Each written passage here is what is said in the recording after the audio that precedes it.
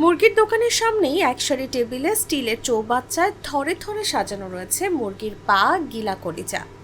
ক্রেতা চেঁচিয়ে দাম হাঁকছে। দাম আইটেম ভেদে 130 থেকে 230 টাকা কেজি।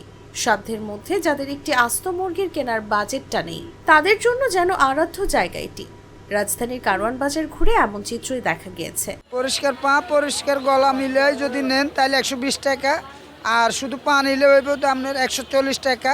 বিক্রি হয়, মোটামুটি ভালো বিক্রি হয়। মধ্যম শ্রেণীর লোক যারা, তারাই বেশিরভাগ নেয়, আর এগুলো কুকুর বেড়ালের জন্য বেশিরভাগ মানুষের নেয়। কুকুর বেড়ালেরা খাওয়ায় এগুলো বেশিরভাগ। আর মধ্যম শ্রেণীর লোক যারা তারা খায়।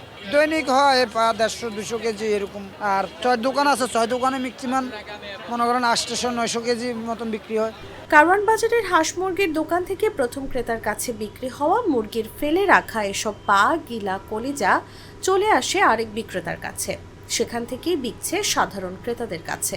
এখান থেকে কিনা, এখান থেকে বেচা, মনে করেন আমরা সামান্য সীমিত লাভে আমরা মনে করেন মাল বেচে লাই। বেশি লাভ করে বেশি না, 5 টাকা কেজিতে 4 টাকা কেজি দাইলে আমাকে চলে।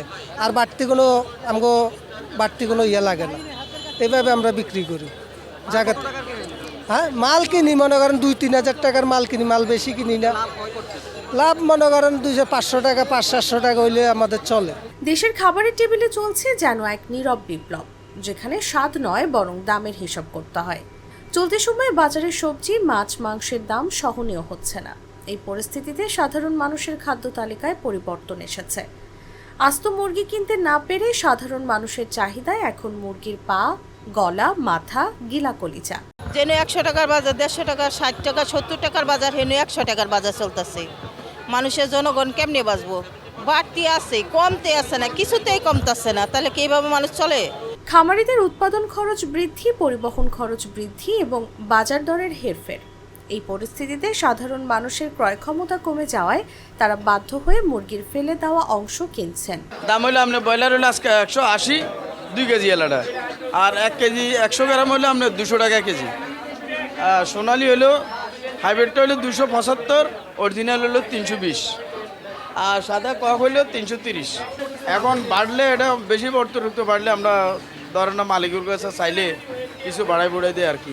কাস্টমারও বাড়তি দামে কিনে, না হলে তো বাড়তি দামে কিনতে হইব। কাস্টমার কি আর কমে কিনতে পারবে? কাস্টমারও বাড়তি দামে কিনে। দামের চাপে মানুষের খাদ্যাভ্যাসে পরিবর্তন হচ্ছে।